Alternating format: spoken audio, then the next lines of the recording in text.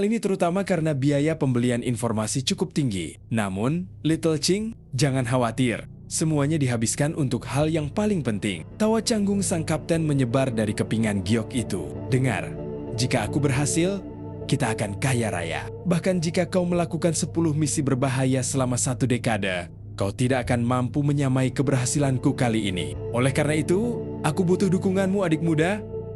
Suara sang kapten dipenuhi dengan kebanggaan dan antisipasi untuk masa depan. Shui Qing juga sedikit penasaran saat mendengar ini. Dengan pemahamannya terhadap kapten, masalah ini memang mungkin terjadi. Namun, tingkat kegilaannya pasti sangat tinggi. Oleh karena itu, setelah berpikir sejenak, Shui Qing menyetujui pemberian sponsor batu roh. Saat ini, ia memiliki cukup batu roh.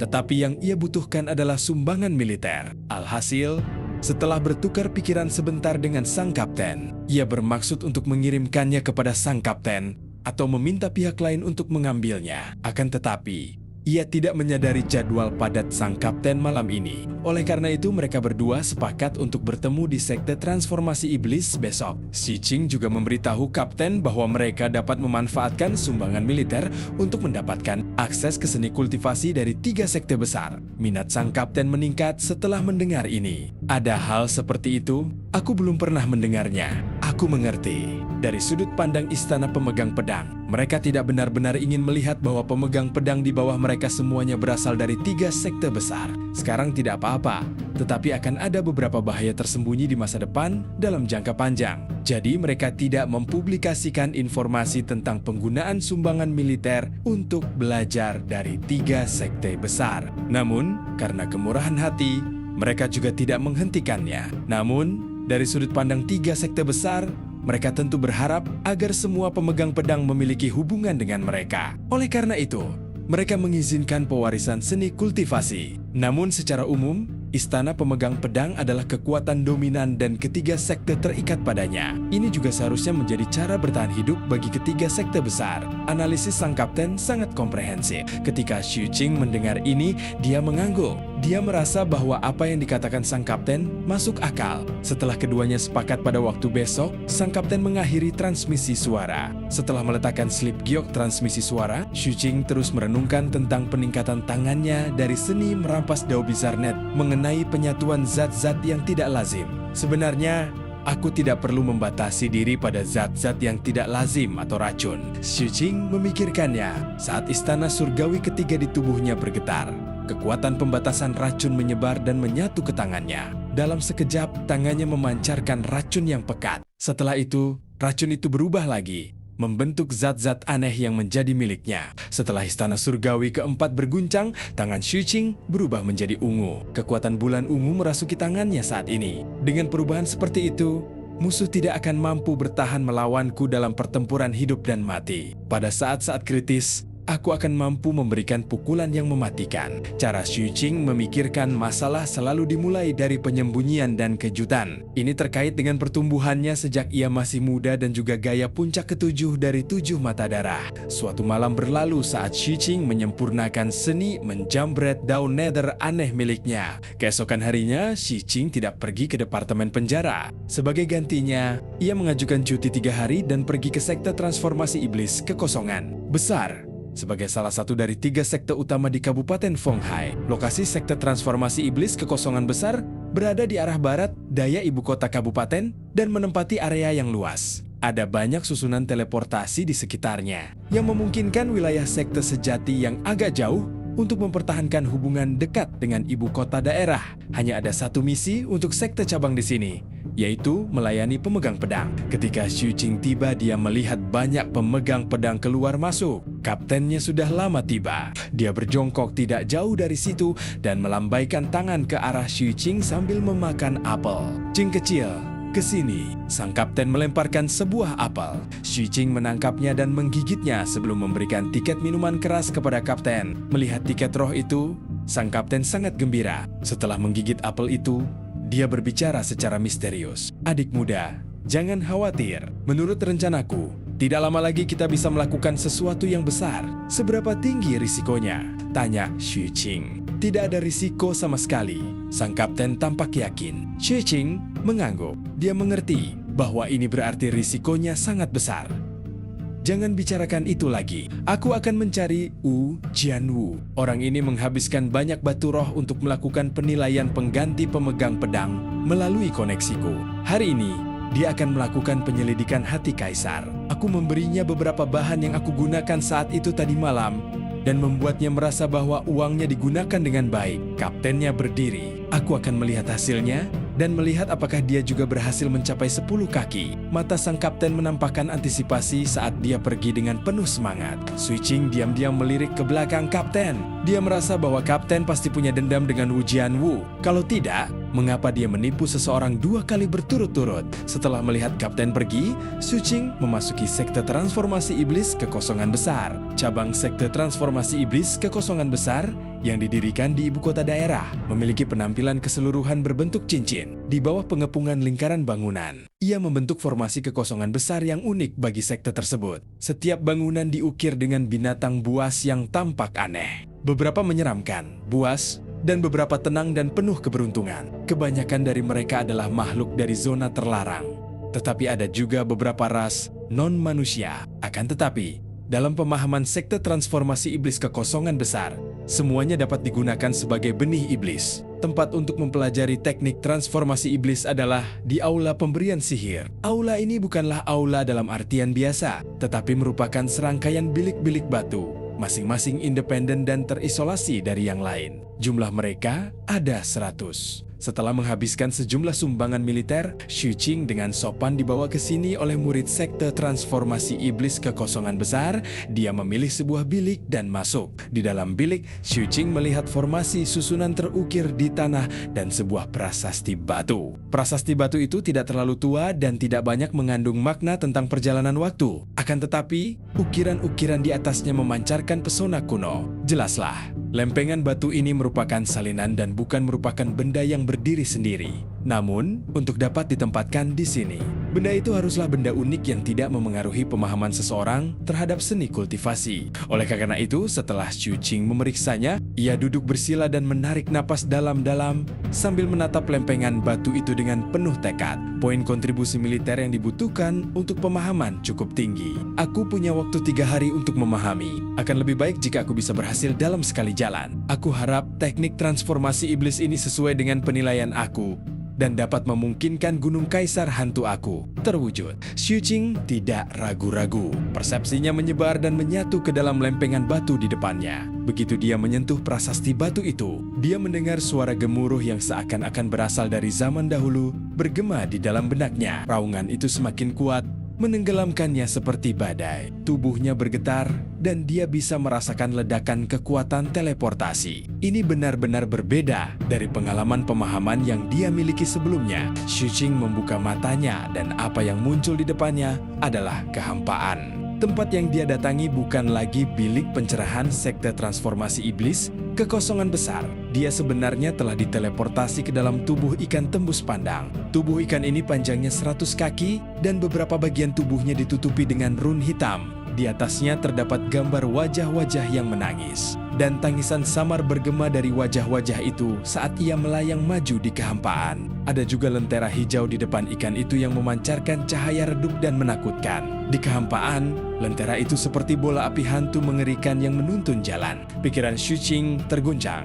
Adegan ini di luar dugaannya. Tepat saat ekspresinya berubah dan dia berdiri dari tubuh ikan dengan rasa waspada, sebuah suara kuno bergema di tubuh ikan itu. Seorang peserta uji coba teknik transformasi iblis, tempat yang akan kamu tuju sekarang adalah tempat pemahaman sejati tentang teknik transformasi iblis. Tempat itu disebut dunia kekosongan besar. Dunia kekosongan besar adalah pecahan dunia yang sangat misterius, yang tidak sengaja ditemukan oleh leluhur sekte kita. Kamu akan menyelesaikan kontrak dengan dunia kekosongan besar di sana. Setelah kamu berhasil, kamu akan memiliki kemampuan untuk berubah menjadi iblis mulai sekarang. Teknik transformasi iblis tidak memerlukan pemahaman. Itu hanya bergantung pada kontrak. Penandatanganan kontrak ini tidak selalu berarti keberhasilan. Ada kemungkinan besar kegagalan. Selain itu, dunia kekosongan besar itu licik. Apakah kamu berhasil menandatangani kontrak, pada akhirnya akan bergantung pada keberuntungan kamu. Namun, harap diingat bahwa ini adalah rahasia utama sekte kami.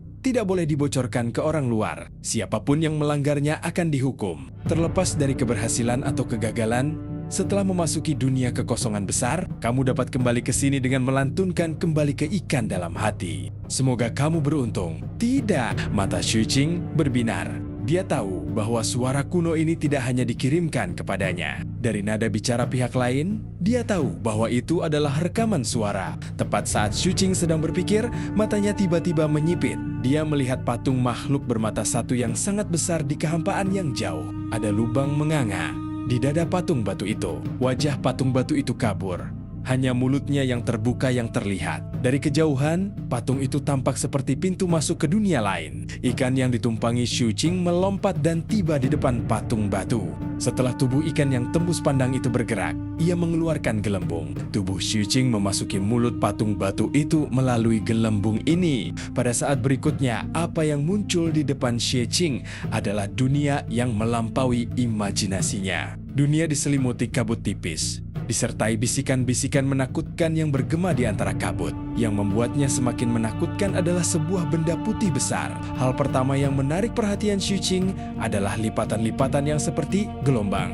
Setelah itu, lipatan-lipatan itu semakin membesar hingga benda putih itu sepenuhnya terlihat. Itu otak yang besar.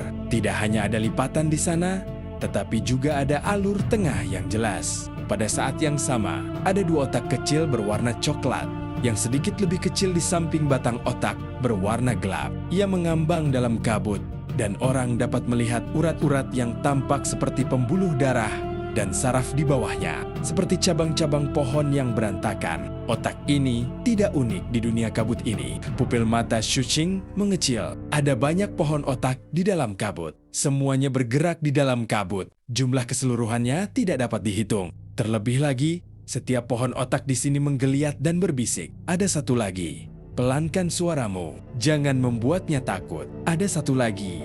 Di kejauhan. Aku penasaran. Apakah mereka saling kenal? Entahlah. Tapi yang ini kelihatannya lezat. Kudengar, Void Race akan berperang. Kita harus berhati-hati. Ayo, pilih aku. Mari kita tanda tangani kontrak. Apakah kau ingin berubah menjadi iblis? Aku bisa membantumu mencapainya. Asal kau memberiku sebagian ingatanmu. Kenangan apapun bisa dikorbankan untukku. Selama aku merasa puas, aku akan menandatangani kontrak denganmu. Semua suara itu tampaknya berbicara dengan suara pelan. Aneh sekali. Ekspresi Xuqing tampak muram. Ini adalah pertama kalinya dia menemukan pemahaman seperti itu tentang seni kultivasi. Saat dia melihat sekeliling dengan dingin, sebuah pohon otak melayang ke arahnya. Mereka semua berbohong padamu dan ingin memakanmu. Tanda tangani kontrak denganku. Kau hanya perlu mengangkat tanganmu agar aku bisa menyentuhnya. Aku hanya menginginkan sebagian kecil dari ingatanmu. Berikan padaku. Aku sangat lapar. Cepat berikan padaku. Otak mengeluarkan suara mental yang penuh dengan hasrat dan keserakahan. Saat berbicara, otak masih bergerak cepat. Jangan percaya, dia telah menipu banyak orang. Sebelumnya, dia memakan temanmu sampai dia kehilangan semua ingatannya dan lupa menandatangani kontrak dengannya. Ya, itu sangat licik. Jika kamu memilihku, aku hanya akan makan sedikit. Berikan padaku. Pilih aku sangat lapar. Aku ingin makan. Jika kamu tidak memberikannya padaku, aku tidak akan membiarkanmu pergi. Suara-suara di sekitarnya langsung meningkat. Puluhan otak langsung menuju Xuqing dan mengelilinginya. Mereka mengungkapkan keinginan, tetapi juga kebencian dan keserakahan yang tak terselubung. Xuqing terdiam saat teringat suara kuno dalam perjalanannya ke sini. Ini adalah dunia aneh yang terfragmentasi yang disebut Great Void. Seseorang dapat mengaktifkan teknik transformasi iblis dengan menandatangani kontrak dengan tempat ini. Dari apa yang dilihatnya sekarang, cara untuk menandatangani kontrak adalah dengan membiarkan salah satu pohon otak memakan sebagian ingatannya. Dan terlebih lagi, itu harus dipenuhi. Ini adalah bagian yang licik. Apakah mereka puas atau tidak? Mereka yang memiliki keputusan akhir, ingatan. Xuqing menyipitkan matanya dan tiba-tiba menatap otak yang memancarkan kebencian paling besar saat dia berbicara dengan lembut. Aku memilihmu. Saat dia berbicara, Xuqing mengangkat tangannya. Otak yang terus menggeliat itu langsung datang dan menyentuh telapak tangan Xuqing. Lalu, memori mana yang ingin kau berikan padaku? Saat suara itu terdengar, sebuah kesadaran yang tidak suci dan rakus langsung menuju ke pikiran Xu Qing. Namun, kesadaran itu tampaknya tidak dapat mengambil inisiatif untuk memilih dan membutuhkan Xu Qing untuk melepaskan memorinya. Aku akan memberikan kenanganku tentang D132 kepadamu. Mari kita lihat apakah kamu dapat mengingat dan merasakan hal-hal yang tidak dapat kuingat. Tatapan mata Xu Qing dingin saat dia berbicara dengan lembut. Pada saat berikutnya, otak yang bersentuhan dengan telapak tangannya tiba-tiba bergetar. Di dunia yang aneh itu, sebuah kejadian yang bahkan lebih aneh dari tempat ini tengah terjadi. Di tengah kabut yang tak berujung saat Xu Qing melepaskan ingatan D132, pohon otak yang dipenuhi dengan keserakahan dan kebencian tak kuasa menahan gemetar. Ia melihat keberadaan yang tidak dapat dilihatnya. Tempat ini tidak memiliki penindasan dari kekuatan departemen penjara, jadi ia tidak dapat melupakannya setelah melihatnya. Terlebih lagi, itu adalah eksistensi unik yang hidup dengan cara melahap ingatan. Semua ini menyebabkan rasa sakit yang dirasakannya menjadi sangat intens. Pada akhirnya, ia bahkan mengeluarkan jeritan yang mengerikan. Pohon-pohon otak lain di sekitarnya tampaknya jarang mengalami hal seperti itu, atau sudah lama sejak mereka mengalaminya. Pada saat ini, semuanya memancarkan emosi yang aneh. Aku juga ingin mencobanya. Kata-kata ini membuat Xu Qing segera mengerti bahwa otak kotak dari dunia kekosongan besar ini agak naif. Di tengah keingintahuan pohon-pohon otak ini, jeritan otak di depan Xu Qing menjadi sedih. Terlepas dari apakah itu otak besar atau otak kecil, mereka menggeliat dengan hebat. Batang otak bahkan berkedut dan bahkan memancarkan perlawanan hebat, ingin mundur. Namun, Xu Qing mencengkeramnya erat-erat. Jari-jarinya terbenam di dalamnya, mencegahnya terlepas. Dia kemudian berbicara dengan tenang. Apakah ini lezat? Teriakan menyakitkan dari pohon otak itu semakin mencengangkan dan menyebar ke segala arah. Pada saat berikutnya, pohon itu langsung meledak, pecah menjadi potongan-potongan yang tak terhitung jumlahnya yang berhamburan ke segala arah. Tubuh dan jiwanya hancur. Kematiannya menyebabkan lingkungan sekitar langsung hening. Betapapun naifnya otak-otak lainnya, mereka semua tersadar. Mereka semua langsung mundur dan teriakan pun terdengar. Kenapa meledak? Memori apa yang dimakannya? Kamu memberinya makan apa? Xu Qing tanpa ekspresi menepis lendir dari tangannya dan berpikir keras. Ini adalah metode yang terpikir olehnya secara spontan. Ini juga bisa digunakan sebagai uji coba terhadap D132. Kenyataannya, Xu Qing tidak tahu apa-apa tentang D132 seperti yang terlihat di permukaan. Meskipun dia tidak tahu perinciannya, dia telah lama menganalisis sebagian jawaban dari potongan bambu yang terus mengecil, kata-kata kepala, dan berbagai perincian lainnya. Keberadaan yang mengerikan ada di D132. Dia seharusnya terbangun berkali-kali, tetapi dia tidak dapat mengingatnya. Itu pasti ada hubungannya dengan dewa. Mungkin itu adalah keberadaan yang dapat menyebabkan siapapun yang melihat dan mengingatnya akan terkutuk dan mati. Oleh karena itu, ada kemungkinan besar bahwa penindasan yang dilakukan oleh Departemen Penjara adalah untuk membuat siapapun yang melihatnya lupa sehingga memutus hubungan sebab dan akibat. Apakah ini sebabnya aku tidak bisa mengingat kenangan itu? Xu Qing terdiam. Dia samar-samar ingat bahwa penjaga D132 sebelumnya telah mengatakan kepadanya bahwa ketika kamu mengira kamu tahu jawabannya, sebenarnya masih ada lebih banyak lagi yang menunggu kamu. Lalu sebelum aku lupa, apakah ini jawaban yang kudapatkan? Atau ada rahasia yang lebih dalam yang tidak ku ketahui? Dan berapa banyak jawabanku yang benar? Xu Qing terdiam dan tatapannya tertuju pada pohon otak lainnya. Dia merasa bahwa dunia void besar yang aneh ini sangat menarik. Dia tidak hanya bisa mendapatkan teknik transformasi iblis di sini, tetapi dia juga bisa menggunakannya untuk menyelidiki D132. Xu Qing bersiap untuk mencobanya lagi. Oleh karena itu, dia melangkah maju dan langsung muncul di depan pohon otak. Tubuh pihak lain bergetar dan hendak menghindar ketika Xu Qing mengangkat tangan kanannya.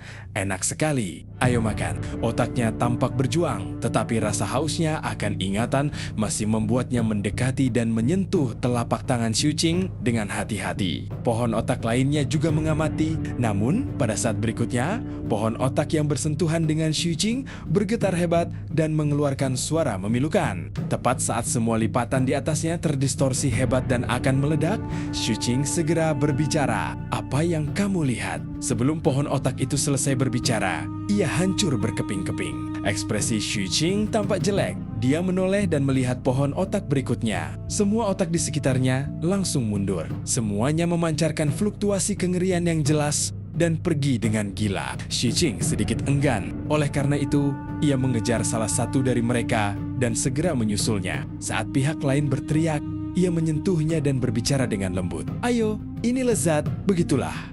Waktu terus berjalan. 3 hari kemudian, ketika batas waktu habis, ikan besar yang menunggu di depan patung itu mengisap dengan kuat. Seketika, sosok Xu Qing muncul di tubuh ikan besar itu. Saat ikan besar itu menoleh dan kembali, Xu Qing yang muncul di tubuhnya menoleh dan menatap patung itu. Matanya dipenuhi dengan penyesalan. Xu Qing bergumam dalam hati. Ia merasa tempat ini akan menjadi tempat di mana ia dapat mengungkap rahasia D132. Hanya saja jumlah poin kontribusi militer untuk masuk ke sini terlalu banyak. Sambil menggelengkan kepalanya, Xu Qing mengangkat tangannya, memperlihatkan sebuah rune yang menyerupai pohon otak mengambang di telapak tangannya. Ini adalah kontrak dengan Great Void World. Setiap peserta ujian yang datang ke sini akan diberikan rune seperti itu sebagai kontrak setelah mereka berhasil memuaskan pohon otak, yang memungkinkan mereka untuk berubah menjadi iblis di masa mendatang. Selain itu, selain para kultivator yang menanggung beban konsumsi akibat berubah menjadi iblis, dunia kekosongan besar juga akan menanggung sebagian beban konsumsi tersebut. Adapun rasio konsumsi yang ditanggung kedua belah pihak, hal itu berbeda dari orang ke orang. Berdasarkan kontrak yang ditandatangani dengan pohon otak di dunia kekosongan besar, Xu Qing menahan rasa sesal di hatinya dan melambaikan tangannya lagi. Kedua, ketiga, keempat. Total 32 rune melayang di depannya. Masing-masing dari mereka adalah kontrak yang memungkinkannya untuk mewujudkan citra di lautan kesadarannya. Mengenai konsumsi, dunia kekosongan besar menanggung sebagian besarnya, sementara dia hanya akan membayar sedikit. Xu Qing mengerti alasannya. Itulah pengakuan yang datang dari pohon otak di dunia kekosongan besar. Ada begitu banyak rune karena beban pengakuan ini sangat berat. Xu Qing menjentikan lengan bajunya dan menyimpan 32 rune sebelum menutup matanya dan bermeditasi. Waktu terus berlalu dan tanpa disadari, tubuhnya bergetar lagi. Perasaan teleportasi muncul dan sosoknya menghilang dari tubuh ikan besar itu. Kembali ke bilik pencerahan sekte cabang Great Void Demonic Sect di ibu kota daerah. Saat teleportasi berakhir, Xu Qing membuka matanya dan mengingat kembali pengalamannya selama 3 hari terakhir. Akhirnya, dia menarik napas dalam-dalam dan berdiri untuk berjalan keluar dari bilik. Dia ingin kembali ke paviliun pedang dan mencoba melihat apakah teknik transformasi iblis dapat mewujudkan kaisar hantu seperti yang dia pikirkan. Dengan pemikiran ini, Xu Qing terbang keluar dari cabang sekte transformasi iblis kekosongan besar dan langsung menuju ke tanah. Setelah tiba di paviliun pedangnya, dia segera melangkah masuk dan mengaktifkan pertahanan formasi susunan di sekitarnya. Setelah melakukan ini, Xu Qing memeriksa ruang kultivasinya. Ruang kultivasi paviliun pedang membentuk ruang tersendiri dengan area yang sangat luas. Setelah memastikan bahwa tempat ini hampir tidak dapat menampung kaisar hantu, harapan muncul di mata Xu Qing. Dia mengeluarkan rune kontrak dari pohon otak dan perlahan menggabungkannya ke dalam gunung kaisar hantu di lautan kesadarannya. Saat dia mendekat, rune itu bersinar dengan cahaya yang cemerlang. Cahaya itu tumbuh semakin besar hingga berubah menjadi lautan cahaya yang menyelimuti gunung kaisar hantu. Seketika, puncak gunung yang kabur muncul di tubuh Xu Qing secara bertahap menggantikan sosoknya. Meskipun ukurannya jauh lebih kecil dari gunung kaisar hantu yang sebenarnya, gunung ini tetap menakjubkan. Setelah diamati lebih dekat, orang dapat melihat bahwa gunung ini adalah sosok humanoid yang duduk bersila dan bermeditasi. Sosok itu tembus pandang dan samar, tetapi keganasannya yang mengerikan tidak dapat disembunyikan. Samar terlihat bahwa sosok humanoid ini mengenakan baju besi hitam pekat dan memegang pisau besar. Ia membawa 2 dunia di bahunya. Dia seperti roh dewa jahat. Baju zirahnya memancarkan kekuatan penghancur, dan bilah pedangnya yang besar tampaknya mampu membelah dunia. Fluktuasi energi yang menakjubkan penuh dengan kekejaman, kegilaan, dan kemarahan terhadap dunia yang terpancar dari tubuhnya. Ada pula sebuah tongkat yang samar-samar muncul di lutut sosok itu, memancarkan tekanan yang mengerikan. Sosok itu tak lain adalah kaisar hantu.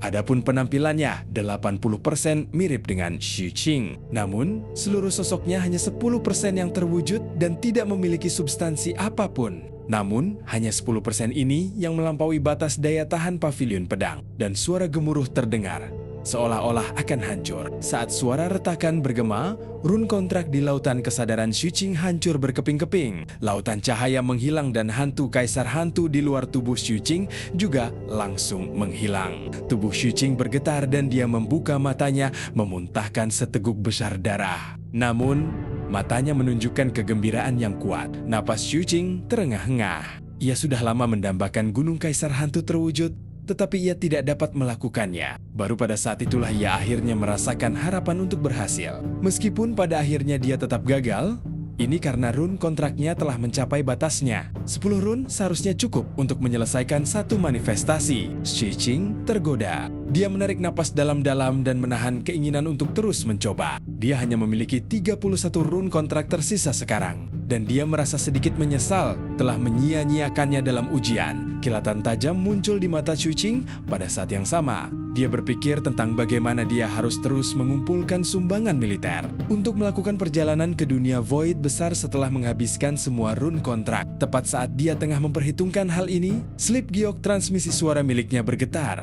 Dan suara sang kapten yang tak bernyawa dan bingung pun terdengar. Adik laki-laki. Xu Qing tersentak dan mengeluarkan slip giok transmisi suara. Apa yang terjadi lagi? Adik muda, menurutmu apa alasannya? Mengapa dalam lembaran giok itu, suara sang kapten dipenuhi dengan kepahitan dan kebingungan yang mendalam? Aku menjual jawaban kepada si bodoh Wu Jianwu dengan harga tinggi, dan bahkan melihatnya melafalkan semuanya. Aku bahkan khawatir dia akan lupa dan mengujinya beberapa kali. Aku bahkan melihatnya berjalan menuju inkuisisi hati. Pada akhirnya, aku melihatnya mendapatkan cahaya yang panjangnya 50.000 kaki. 50.000 kaki. Jawabannya sama. Tapi kenapa tinggiku hanya 10 kaki? Awalnya aku berencana untuk membiarkannya setinggi 10 kaki juga. Jadi aku bisa punya teman. Xu Qing diam-diam setuju. Setelah waktu yang lama, dia menghiburnya.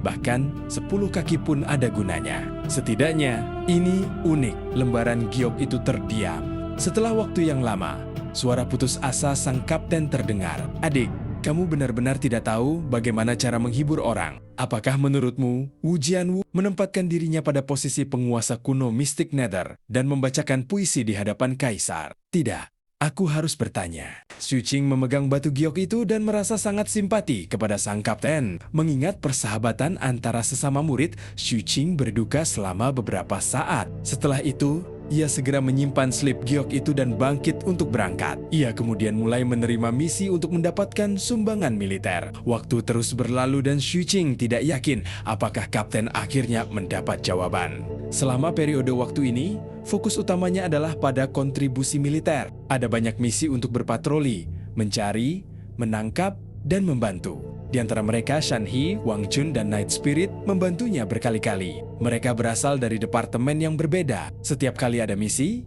terlepas dari skala misinya, mereka akan memanggil semua orang. Kadang, Kong Xianglong juga memanggil mereka untuk menyelesaikan misi besar bersama-sama. Meskipun poin kontribusi dibagikan, kecepatan penyelesaiannya sangat mencengangkan. Setelah Zixuan mendengar bahwa Xu Qing mendambakan sumbangan militer, dia mengeluarkan perintah sebagai penanggung jawab cabang sekte Aliansi 8 Sekte. Oleh karena itu, pemegang pedang yang pernah keluar dari Aliansi 8 Sekte di masa lalu juga membantu. Bagaimanapun, posisi Xu Qing adalah pembawa dekret kepala istana. Identitas ini dan cahayanya yang setinggi 100.000 kaki membuat banyak orang bersedia berteman dengannya. Selain itu, mereka semua berasal dari aliansi. Sebelumnya, karena Xu Qing terlalu rendah hati dan jarang berinteraksi dengan orang lain, jadi tidak seorang pun mendapat kesempatan ini. Sekarang setelah Zixuan memberi perintah, semua orang lebih dari bersedia. Sangat sedikit orang yang akan menolak cara mudah untuk membangun karma baik. Pada akhirnya Xu Qing menyelesaikan 6 hingga 7 misi setiap malam. Sumbangan militernya mulai meningkat pesat. Meskipun tidak banyak,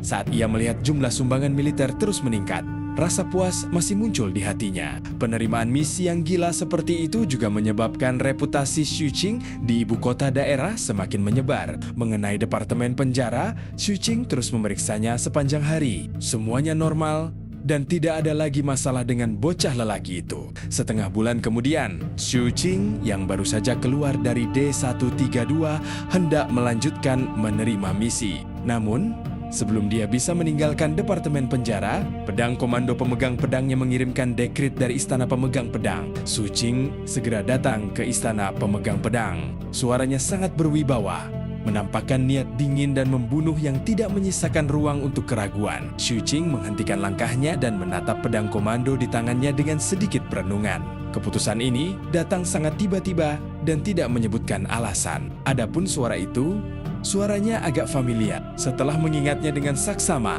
dia ingat bahwa itu milik Deacon Sima dari Sekte Abadi Urusan Besar. Tatapan mata Xu Qing begitu dalam, dia teringat pada Zhong Xiun dan keluarga Yao. Mengapa Diakon Sima mencariku? Saat Xu Qing sedang berpikir, pedangnya bergetar lagi. Kali ini, itu adalah transmisi suara Kong Xianglong. Xu Qing, kamu juga menerima dekrit itu kan? Ya, Xu Qing memiliki jawaban samar di benaknya. Kalau begitu, tidak salah lagi. Little He, Little Chun, dan yang lainnya juga menerimanya. Itu pasti tindak lanjut dari pembunuhan kita terhadap para kultivator Holy Wave Race. Setelah mengetahui bahwa Xu Qing juga telah menerima dekrit tersebut, Kong Xianglong buru-buru mengakhiri transmisi suara. Dia sedang dalam perjalanan menuju istana pemegang pedang. Xu Qing juga meninggalkan departemen penjara. Saat itu, langit diselimuti senja, dengan matahari terbenam menyerupai awan merah yang bertebaran di langit. Sisa cahayanya berhamburan ke tanah, menghasilkan warna merah tua yang menakutkan, seolah menerangi tanah dengan darah. Xu Qing melirik ke langit sebelum terbang menuju istana pemegang pedang. Status seorang diaken sangat tinggi dan berkuasa di istana pemegang pedang. Masing-masing dari mereka memiliki tanggung jawab utama mereka sendiri. Di antara tanggung jawab tersebut, tanggung jawab Diaken Sima sebagian besar terkait dengan penegakan hukum dan disiplin pemegang pedang. Oleh karena itu, terlepas dari apakah itu Kong Xianglong atau Xu Qing, mereka tidak dapat mengabaikan perintahnya. Tak lama kemudian, Xu Qing tiba di istana pedang, masih tenggelam dalam pikirannya tentang bagaimana menghadapi situasi ini. Begitu tiba, dia melihat Kong Xianglong dan Night Spirit. Jangan mengakuinya apapun yang terjadi. Melihat Xu Qing terbang mendekat, Kong Xianglong segera mentransmisikan suaranya. Xu Qing mengangguk. Tak lama kemudian, Shan He dan Wang Chun juga bergegas mendekat. Ekspresi mereka muram dan muram. Setelah tiba di samping Xu Qing dan Kong Xianglong, Shan He langsung mengumpat. Saudara Kong, Xu Qing, apa yang dilakukan istana pemegang pedang? Apakah kami salah? He kecil, Kong Xianglong melotot. Shan He mendengus dan tidak berbicara lagi. Kita belum tahu apa yang sedang terjadi. Ayo, jangan membuat Deacon Sima menunggu terlalu lama. Kong Xianglong berbicara perlahan dan memimpin jalan. Xu Qing memikirkannya dan menoleh untuk melihat klon asap Shan He dan Wang Chun yang marah. Dia kemudian berbicara dengan lembut. Akan lebih baik jika lebih banyak orang melihatnya. Shan He dan Wang Chun segera mengerti dan mengeluarkan kepingan giok mereka. Night Spirit pun melakukan hal yang sama. Kong Xianglong tidak menghentikan mereka, tetapi langkah besar yang diambilnya berubah menjadi langkah kecil. Begitu saja, mereka semua melangkah melewati gerbang istana pemegang pedang. Setelah waktu yang dibutuhkan untuk membakar dupa, mereka akhirnya tiba di aula disiplin tempat Diakon Sima berada. Puluhan orang berdiri dengan khidmat di luar istana disiplin. Mereka semua memiliki ekspresi dingin dan tingkat kultivasi mereka tidak biasa. Pakaian mereka bukan jubah Taois dari istana pemegang pedang. Ketika melihat Xu Qing dan yang lainnya, puluhan orang yang hadir mengarahkan pandangan mereka ke arah mereka. Aku, Kong Xianglong, ada di sini untuk menanggapi keputusan Diakon Sima. Mereka adalah kultivator dari keluarga Yao. Klon asap Wang Chun mengingatkan Xu Qing dengan lembut. Setelah itu, seperti Kong Xianglong, dia menangkupkan tinjunya dan berbicara. Xu Qing, Shan He, dan Night Spirit juga memberi salam. Saat semua orang berbicara, suara dengusan dingin terdengar dari aula disiplin. Setelah itu, 3 orang keluar dari aula. Orang yang berada di tengah tidak lain adalah Grandmaster Zhong Xiun, Deacon Sima. Di sebelah kirinya ada seorang lelaki tua yang mengenakan jubah Taois yang sama dengan para kultivator keluarga Yao. Namun, energi dasar kultivasi repositori rohnya sangat jelas. Matanya tampak mengandung kilatan petir, dan dia mengalihkan pandangannya ke Xu Qing dan yang lainnya tanpa ekspresi. Dan di sebelah kanan Diakon Sima, ada satu lagi. Begitu mereka melihat orang ini, pupil mata Xu Qing dan yang lainnya menyempit. Orang ini bukan manusia. Dia berasal dari ras gelombang suci. Tak lain dan tak bukan adalah penjaga berpakaian hitam dari ras gelombang suci yang telah meneriaki Xu Qing dan yang lainnya, namun tidak melintasi perbatasan. Orang ini jelas memiliki status tertentu di ras gelombang suci.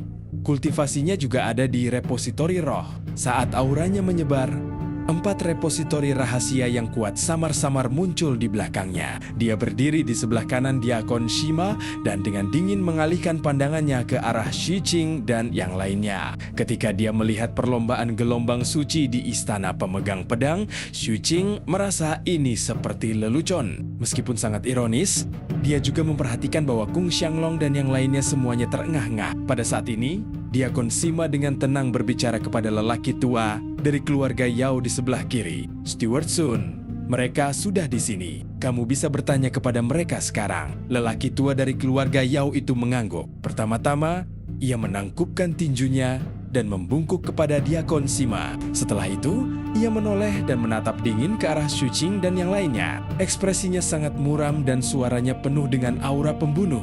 Saat ia berbicara dengan suara yang dalam, berani sekali. Tanpa mengetahui kebenarannya dan tanpa alasan, kamu dengan kejam menyiksa dan membunuh pengikut utusan ras gelombang suci yang mengunjungi Kabupaten Fenghaiku. Kamu pantas mati karena menghancurkan diplomasi kedua ras kita. Xu Qing mengerutkan kening. Ada yang salah dengan kata-kata pihak lain. Inti masalahnya bukanlah membunuh, tetapi tidak mengetahui kebenaran dan tidak memiliki alasan. Teguran ini membuat Xu Qing merasa bahwa pihak lain ingin mereka memberinya alasan. Namun menurut pelatihan rahasia dan pemahaman Xu Qing di istana pemegang pedang, dia sangat jelas bahwa masalah penerimaan mata-mata tidak dapat dikatakan secara terbuka. Kedua ras memiliki pemahaman bersama yang tak terucapkan mengenai masalah mata-mata. Akan tetapi, jika mereka mengatakannya secara terbuka, itu akan menjadi persoalan lain dan hanya akan menimbulkan masalah. Selain itu, jawaban mereka mungkin memungkinkan pihak lain menemukan beberapa petunjuk. Xu Qing berpikir keras. Shan He dan yang lainnya juga cepat memahami logika ini. Tidak ada yang bodoh dan tidak ada yang berbicara. Kong Xianglong bahkan memasang ekspresi bingung, menyiksa dan membunuh para pengikut utusan ras gelombang suci. Tidak mungkin. Kita telah berkultivasi selama kurun waktu ini. Semua orang dapat saling bersaksi. Lelaki tua dari keluarga Yao itu mendengus dingin, seolah dia tidak mau repot-repot berdebat dengan Kung Xianglong. Ekspresi penuh hormat muncul di wajahnya saat dia menangkupkan tinjunya ke arah kultivator ras gelombang suci. Rekan Toys Chun, apa pendapatmu? Penjaga setengah baya berpakaian hitam dari ras gelombang suci melirik Xu Qing dan yang lainnya. Dia tiba-tiba tersenyum dan berbalik untuk berbicara kepada Diakon Sima. Diakon Sima, alasan dibalik semua ini sebenarnya karena kelompok utusan menemukan seorang mata-mata yang asal-usulnya tidak diketahui dalam perjalanan ke sini. Anak itu mencuri barang penting milik ras kita. Oleh karena itu utusan itu memerintahkan penangkapannya. Namun, pada akhirnya, mereka tidak hanya tidak menemukan mata-mata itu, tetapi para pengikut kelompok utusan itu juga dibunuh dengan kejam oleh istana pemegang pedangmu. Apakah mata-mata yang mencuri barang penting rasku dikirim oleh istana pemegang pedangmu? Dia sengaja dikirim ke tempat kami untuk mencuri barang itu? Kedua ras kita telah berhubungan baik selama beberapa generasi. Apakah ini niat istana pemegang pedangmu, Kabupaten Fenghai, atau ras manusiamu? Pada titik ini, mata pengawal setengah baya berpakaian hitam dari ras gelombang suci berbinar. Dia mengangkat tangan kanannya dan melambaikannya. Seketika, sebuah kepingan giok muncul dan sebuah gambar berkedip di dalamnya. Gambar tersebut merekam adegan Xu Qing dan yang lainnya membunuh kultivator Nasen Soul setengah langkah itu dan melarikan diri. Gambar tersebut juga menyertakan apa yang dikatakan Kong Xianglong di akhir. Kilatan dingin muncul di mata Kong Xianglong dan yang lainnya. Xu Qing tidak berekspresi tetapi tatapannya sama dinginnya. Ekspresi Diakon Sima tidak berubah sama sekali. Setelah melihat rekaman itu, dia menggelengkan kepalanya. Istana pedangku tidak pernah memiliki dekrit atau mata-mata seperti itu, kata lelaki tua dari keluarga Yao dengan dingin. Jika tidak ada mata-mata dan mereka tidak sedang menjalankan misi, maka apa yang dilakukan orang ini sepenuhnya bersifat pribadi, membunuh para kultivator ras gelombang suci dalam upaya untuk menyebabkan perang antara kedua ras itu tidak dapat dimaafkan. Penjaga, tangkap mereka dan kirim mereka ke perlombaan gelombang suci untuk menghibur para pahlawan yang tewas secara tragis. Begitu lelaki tua dari keluarga Yao selesai berbicara, puluhan kultivator keluarga Yao di alun-alun segera mengedarkan basis kultivasi mereka dan berjalan menuju Shuqing dan yang lainnya. Kilatan dingin melintas di mata Shuqing, Kong Xianglong mengangkat kepalanya. Begitu tatapannya menunjukkan permusuhan, pelangi tiba-tiba muncul di balik alun-alun dan bersiul. Keributan itu sangat hebat, menyebabkan suara udara pecah bergema saat mereka langsung menuju ke alun-alun. Mengikuti suara gemuruh itu, banyak sosok turun. Mereka semua adalah pemegang pedang. Mereka adalah pemegang pedang dari Aliansi 8 Sekte selama bertahun-tahun. Sebagian besar pemegang pedang dari Aliansi 8 Sekte telah diatur untuk bekerja di provinsi lain. Namun,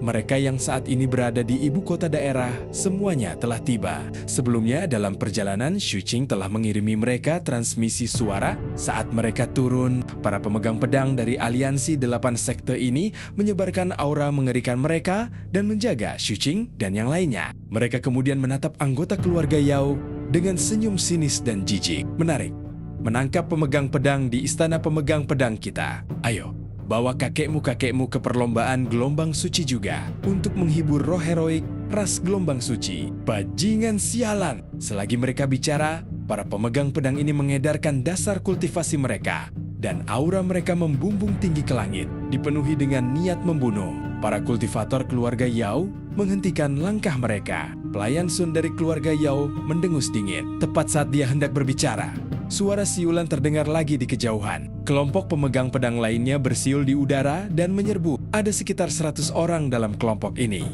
Dan semuanya memancarkan aura pembunuh yang mengerikan. Mereka semua berasal dari garis keturunan petir primordial. Setelah menerima pemberitahuan dari Wang Chun, mereka segera bergegas. Saat mereka semakin dekat, guntur bergemuruh, mengguncang langit dan bumi. Chun Tinghao ada di antara mereka. Dia mencibir dan menggeram. Siapa yang berani menyentuh pemegang pedangku? Pemegang pedang lain dari garis keturunan petir primordial juga saling mengutuk satu demi satu. Memangnya kenapa kalau kita membunuh ras gelombang suci? Memangnya kenapa? Aku bahkan pernah memakan mereka sebelumnya. Keluarga Yao, apakah kalian masih punya rasa malu melihat pemandangan ini? Hati semua kultivator keluarga Yao bergetar. Namun, semua ini belum berakhir. Dalam sekejap, suara siulan terdengar lagi dari kejauhan. Pemegang pedang dari Sekte Transformasi Iblis Kekosongan Besar dan Sekte Embun Beku Darah juga berdatangan dengan cepat. Jumlah mereka ratusan, dan aura mereka sangat kuat. Para pemegang pedang dari Sekte Transformasi Iblis Kekosongan Besar telah berubah menjadi iblis, memenuhi langit dengan tubuh mereka yang besar. Mereka seperti sekelompok iblis yang menari liar. Dan bahkan warna dunia tampak berubah. Sekte Blood Frost juga memancarkan chi darah yang mengerikan. Suara gemuruh terdengar ke segala arah. Dan angin serta awan melonjak. Suara-suara dingin terdengar, bergema ke segala arah. Bersikeras menjadi anjing, bukan manusia. Memanggilmu anjing adalah sebuah penghinaan terhadap anjing. Bajingan yang lebih buruk dari babi dan anjing. Mari kita lihat siapa yang berani menyentuh pemegang pedang kita. Hampir 1000 aura agung pemegang pedang bergema menembus awan dan mengelilingi tempat ini. Mereka menatap keluarga Yao dan kultivator ras gelombang suci dengan haus darah yang kuat. Niat membunuhnya begitu kuat sehingga menyebabkan langit dan bumi bergetar. Seolah-olah selama keluarga Yao berani bergerak, mereka akan menghancurkan segalanya, dan tak seorang pun akan hidup. Menghadapi aura mengerikan seperti itu, ekspresi para kultivator keluarga Yao berubah drastis. Terlebih lagi saat masih banyak pemegang pedang pembunuh yang mendekat dengan cepat dari jauh. Ketika Steward Sun melihat semua ini, hatinya bergetar hebat. Napasnya menjadi sedikit tergesa-gesa dan matanya menyipit. Pemberontakan tampaknya akan terjadi. Deacon Sima. Steward Sun tiba-tiba menoleh untuk melihat Deacon Sima. Ekspresi pengawal berpakaian hitam dari Holy Wave Race di samping juga sangat muram. Ekspresi Deacon Sima masih tidak berubah. Dia berbicara dengan senyum palsu. Manajer Sun, aku memanggil mereka demi kediaman Yao.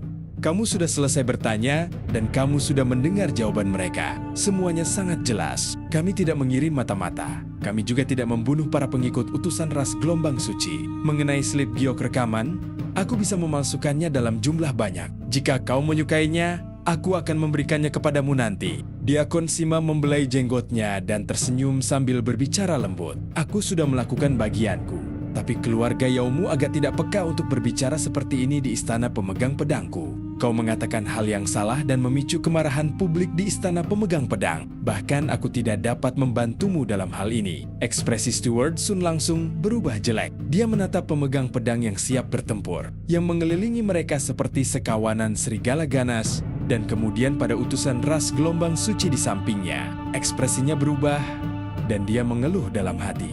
Kenyataannya, dia juga tidak ingin datang. Lagi pula, membawa ras gelombang suci ke istana pemegang pedang untuk menangkap pemegang pedang sudah merupakan hal yang konyol. Namun, Sang Marquis telah memerintahkannya untuk memastikan utusan ras gelombang suci merasa puas. Oleh karena itu, dia hanya bisa menggertakkan giginya dengan keras saat ini, dan matanya menunjukkan kilatan yang ganas. Marquis telah memerintahkan penangkapan Kung Xianglong dan keempat orang lainnya.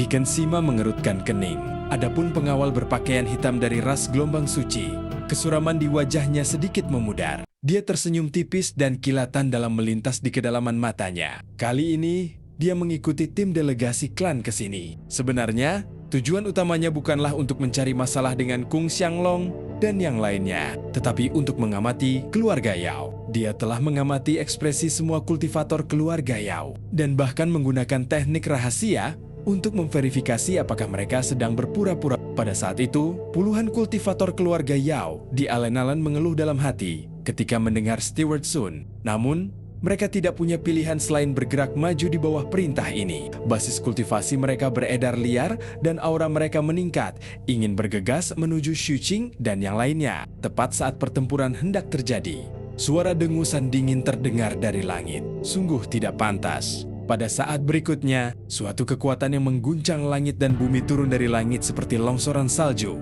menekan sekelilingnya. Seluruh aula disiplin bergetar hebat dan hati para kultivator di sekitarnya bergejolak. Puluhan kultivator keluarga Yao tidak bisa bergerak sama sekali, seolah-olah mereka ditekan oleh ribuan gunung. Segera setelah itu, sebuah sosok berjalan dari langit. Orang ini adalah seorang lelaki tua. Ada 1000 benang dao yang mengalir di matanya. Itulah manifestasi dari tahap pertama Nihility Shattering Thousand Dao. Dia mengenakan jubah Taois pemegang pedang. Saat dia berjalan, langit di belakangnya terdistorsi dan tubuh ilusi yang tak terhitung jumlahnya muncul, melonjak ke kedalaman langit, menyebabkan seluruh istana pemegang pedang bergetar. Itulah manifestasi tahap kedua dari transformasi segudang ketiadaan, ilusi, dan kebenaran. Tak lama kemudian, pemandangan ilusi ruang angkasa yang hancur muncul satu demi satu di sekelilingnya. Seolah-olah dunia akan lahir di sekelilingnya dengan sendirinya. Dunia-dunia ini seperti gelembung-gelembung yang terbentuk dalam waktu singkat sebelum hancur. Itu adalah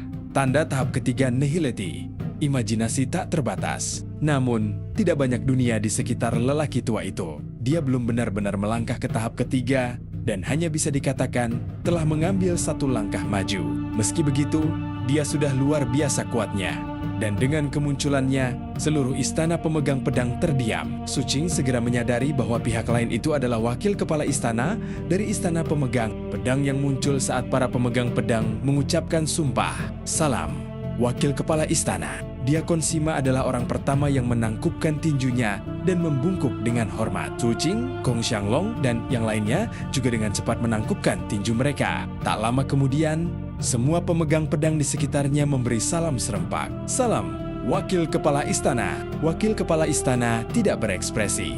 Dia menatap dingin ke arah pelayan Sun, yang ekspresinya telah berubah drastis dan berbicara dengan tenang. Enyahlah. Tubuh kepala pelayan Sun bergetar. Ia ingin berbicara tetapi tidak berani. Ia hanya bisa menundukkan kepala dan membungkuk kepada pengawal berpakaian hitam dari ras gelombang suci. Sebelum pergi dengan cepat bersama para kultivator keluarga Yao yang gemetar. Mengabaikan keluarga Yao, wakil kepala istana menatap dingin ke arah kultivator ras gelombang suci. Dan kau adalah seorang utusan. Jadi aku akan memberimu waktu yang dibutuhkan untuk membakar dupa agar bisa melarikan diri sebagai tanda etiket ras manusia kita. Namun, jika kau tidak bisa melarikan diri kembali ke gelombang suci dalam waktu yang dibutuhkan untuk membakar dupa, aku akan membunuhmu. Ekspresi penjaga berpakaian hitam dari ras gelombang suci berubah, dan dia langsung terbang keluar, langsung menuju susunan teleportasi di kejauhan. Setelah melakukan hal ini, wakil kepala istana memandang Xuqing dan yang lainnya,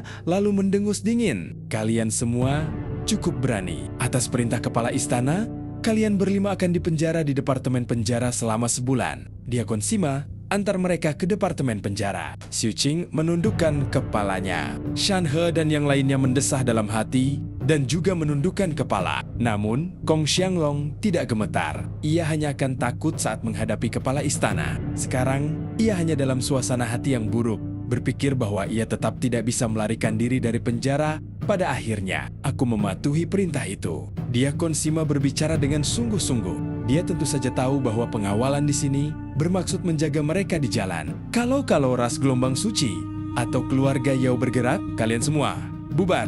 Jangan ribut. Ingat, kalian adalah pemegang pedang. Setelah wakil kepala istana selesai berbicara, dia pergi dengan ekspresi dingin. Diakon Sima menatap Kong Xianglong dan yang lainnya. Dia lalu berjalan mendekat. Setelah tatapannya menyapu mereka satu persatu, pandangannya tertuju pada Xu Qing sambil berbicara perlahan. Namun, sebagai orang yang terlibat, Xu Qing langsung mengerti. Oleh karena itu, dia menangkupkan tinjunya dan membungkuk. Namun, dia tidak mempercayai semuanya dan masih perlu memverifikasinya. Ayo pergi, aku akan mengirim kalian ke departemen penjara.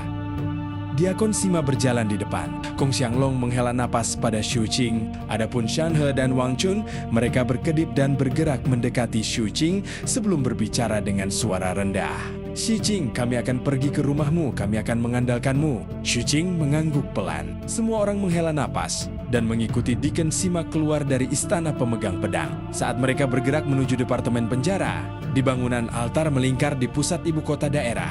Altar ini sangat besar tetapi bagian tengahnya kosong. Ada 3 istana di sana. Istana-istana itu berwarna hitam, merah, dan putih. Bahkan ada lebih banyak lagi aula pembantu di sekitarnya. Bangunan-bangunannya tinggi dan megah.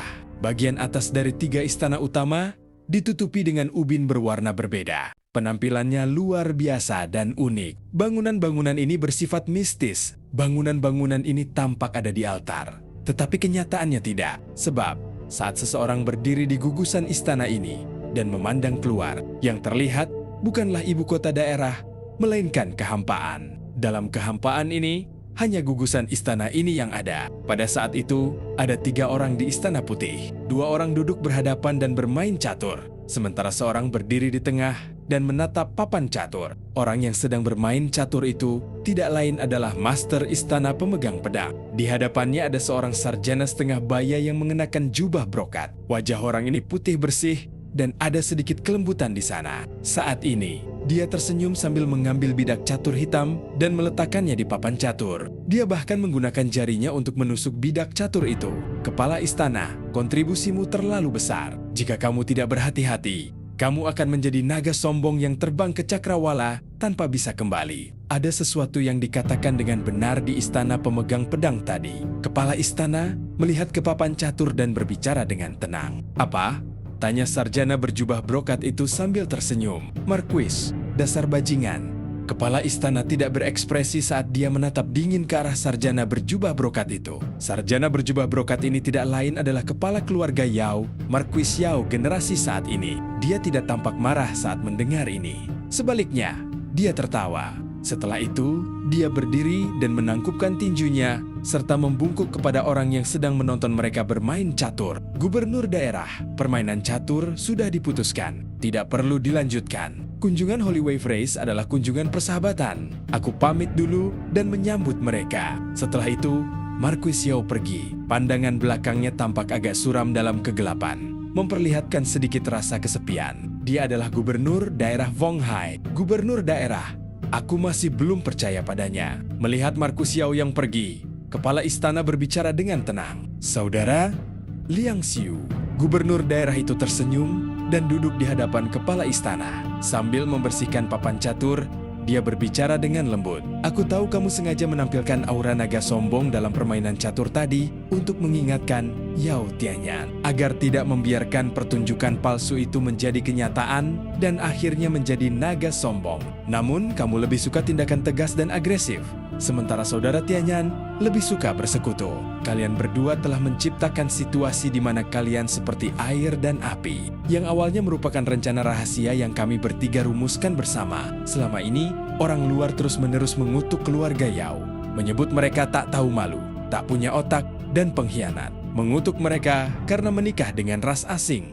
menyebut mereka sombong, dan mengatakan bahwa seluruh keluarga itu lebih rendah dari babi dan anjing. Jumlah orang dalam keluarga Yao yang mengetahui rencana ini dapat dihitung dengan satu tangan, dan mereka bahkan tidak dapat menyebutkan semua ini. Mereka hanya dapat menanggung semua ini dengan pahit. Yao Tianyan, sarjana genit yang terkenal di wilayah ibu kota Kekaisaran Agung saat itu, dan seorang pilihan surga yang luar biasa bersedia menanggung aib itu. Dia telah menderita lebih darimu, semuanya karena ketidakmampuanku. Karena Kabupaten Fonghaiku tidak stabil, karena ras manusia kita sedang merosot. Kita tidak punya pilihan selain melakukan pertunjukan seperti itu. Kepala istana pemegang pedang terdiam.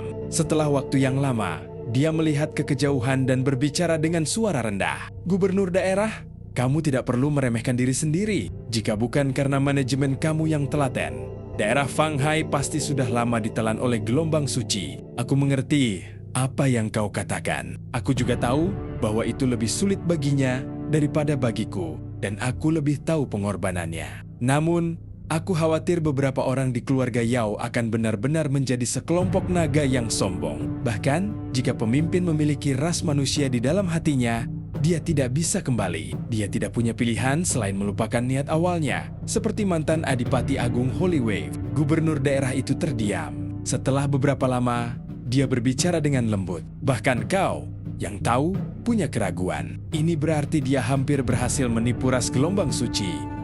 Saat itu, senja telah berlalu dan langit gelap. Untungnya, bulan yang terang sedang menggantung dan cahaya bulan menyinari dunia manusia. Mendarat di luar lubang dalam departemen penjara. Setelah mengantar Xu Qing dan yang lainnya ke sini, Diakon Shima pergi. Kung Xianglong menatap departemen penjara yang sudah dikenalnya dan menghela napas panjang. Shan He dan yang lainnya juga tampak sedih. Hanya Xu Qing yang berjalan di depan dan menyapa beberapa pion yang datang untuk menyambut mereka. Dia melihat mereka membelenggu Shan He dan yang lainnya dengan ekspresi dingin. Namun, dia tidak memilikinya. Faktanya, seorang pion yang familiar bahkan membelenggu Xu Qing seperti yang diharapkan.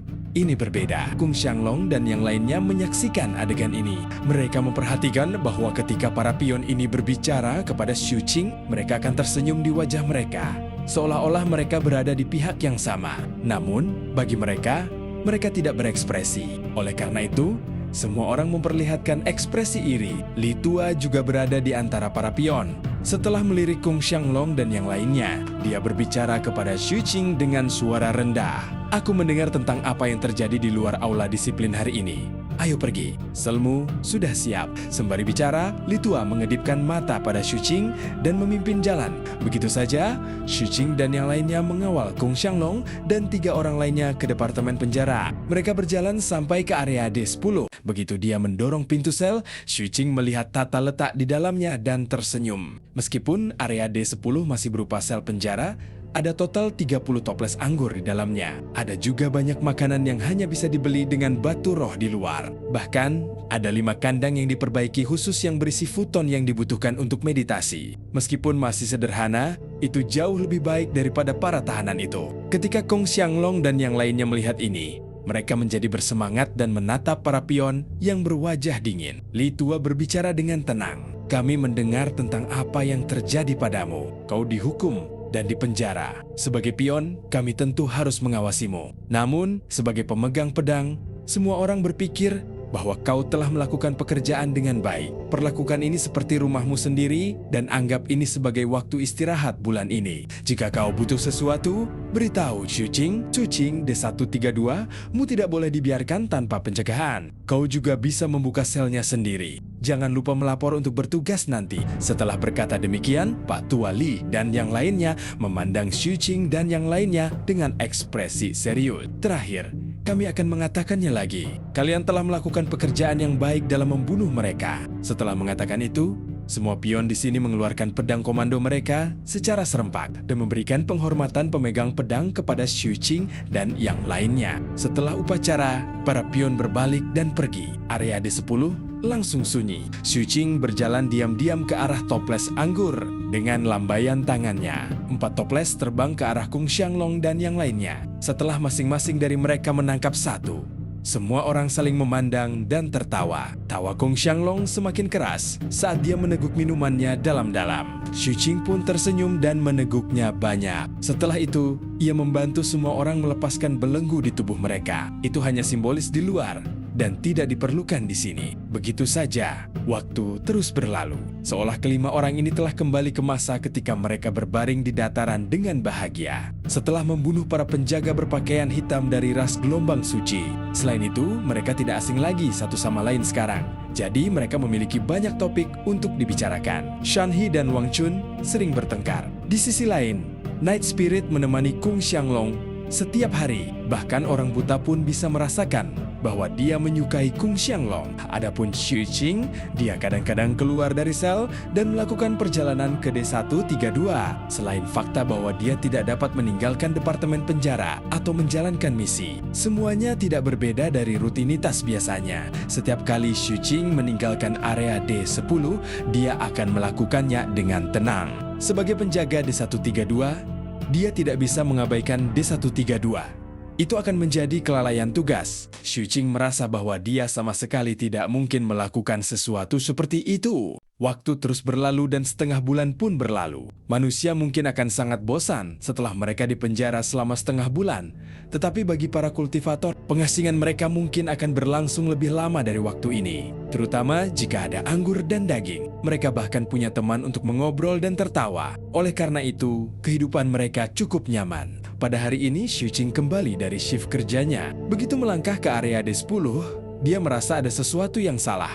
Hari ini, area D10 terlalu sepi. Sampai jumpa di episode berikutnya.